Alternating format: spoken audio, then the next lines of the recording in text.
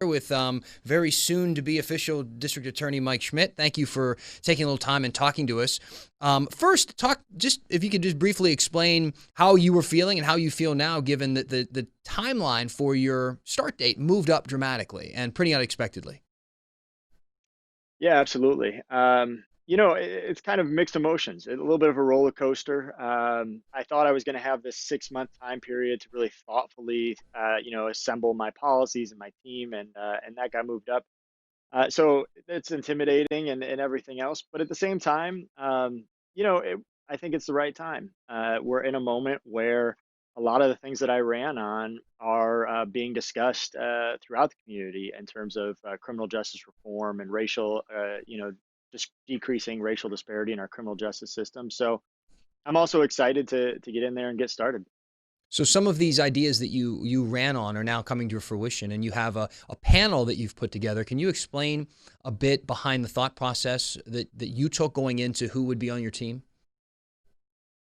Yeah, yeah. So, I mean, for me, really throughout the entire election, the campaign series or the season, it became really clear to me that one of the things I was hearing was the community just has not felt like they've had a voice in the district attorney's office for a long time. And so I wanted to make sure that I center their experiences and their voices in what my policies are going to be. It doesn't have to be all on me to fix everything. I should bring in the community as much as possible. So with that in mind, I really thought about, how can I in Multnomah County reach out to different groups to represent as many different stakeholders as I could. And really, we put together a fantastic group of community leaders who wear multiple hats, have multiple backgrounds and connections, deep roots in this city, who've been working on these issues for a long time. And so that's really what we looked at. We looked at, people with diverse personal history, diverse professional history, and tried to put together a list that we thought really represented everybody in Multnomah County. Is there anybody on the panel who disagrees with you? Is there anybody on there who thinks that maybe things should be done a different way? I know a lot of people. The police union just came out, I think it was yesterday, and had a pretty strong statement for city council just about how they feel as though they're being left behind and asked to change without any real resources to do so. Do you have anybody on the panel who will challenge the thinking that already exists kind of within you and some of the people closest to you?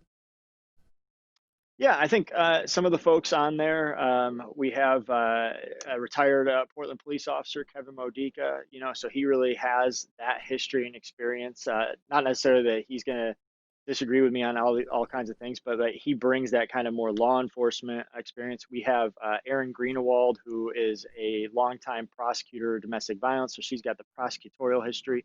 So we've definitely got some folks who are more the systems based people that worked and dedicated their careers into those systems. And so I wanted to have that mix of people so that it's not just, some of the folks who are thinking a lot of the ways like I am in terms of reform, but also people that have been in the system for a long time that are going to, hopefully give great feedback and dialogue and challenge some of the ideas so we get the best policies possible. About a month ago, I asked you, what do you think the top priorities are? What's your day one kind of activity going to be? Now that, a few weeks have gone by, and nowadays a few weeks could equal what used to feel like a year. And also your timeline has moved up to when you are starting. So I'll ask you again, and if the answer hasn't changed, that's fine. You can repeat it, but perhaps it has. What do you think is most important day one when you get in?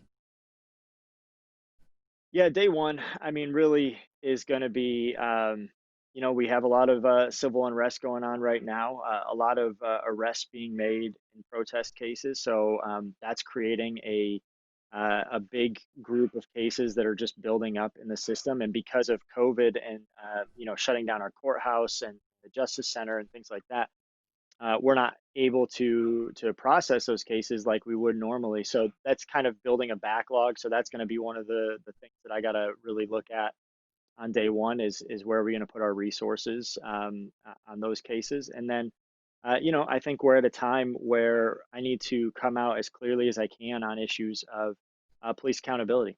What are going to be my agency's policies? Are things going to be looked at differently? And that's one of the things that I'm working with this transition team to help me put community eyes on how have we been doing things, what's working, what could be doing better. And so I'm looking forward to talking through those issues with them so that hopefully on August 1st, those two things are going to be at least more ready to go and have some answers around those. You're kind of between a rock and a hard place when it comes to people who have been arrested for being involved in any sort of riot or disobedience or danger toward police officers or anyone else, simply because if you decide to prosecute everybody or even some of them, you're going to get people who are saying that you shouldn't do that, that police overstepped their boundaries to arrest them in the first place or created the situation, or you're spending too much money and resources that we don't have right now to even do that. If you decide, hey, let's let them go and free up those resources and that money that we really don't have right now, people are going to think that you are not being hard enough on people who continue right now to damage and disrupt the downtown area. And for people who haven't been down there, it is pretty dramatic to see some of the damage and graffiti and vandalism that's happened. Yeah, I think you're exactly right.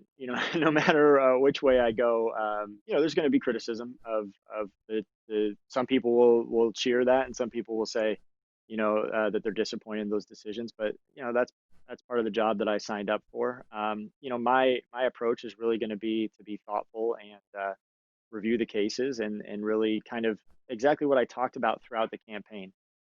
Think about what prosecutions are necessary for public safety and put them through that kind of a lens, and through that working with very experienced prosecutors who have been through multiple protests over the years and who have handled these types of cases, really figure out where our resources best spent to ensure public safety. That's going to be the focus.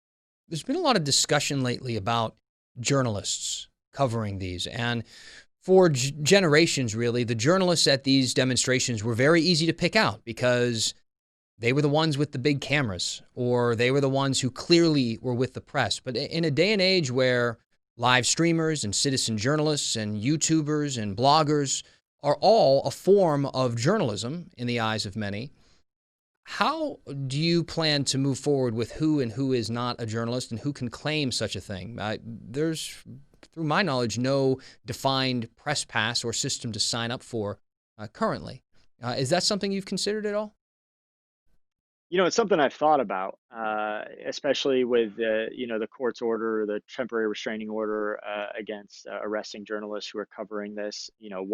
Who is a journalist this day and age?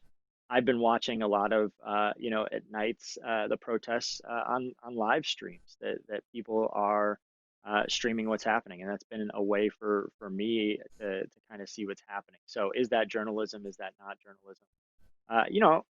I've thought about it. I don't have an answer to the question. I think it really poses an interesting, where are we technologically? Who is a journalist? What does that mean? I think some of my thinking on this, and I want to talk to other people about this, but is, you know, uh, are you allowing the public to see what's going on? I mean, I think at its core, there's something about that really is what we're trying to get at, which is the public should be able to see what's happening. And so I don't know exactly what the definition is, but it's something I've been thinking of, and I'm interested to hear other people weigh in and how we're going to sort that out.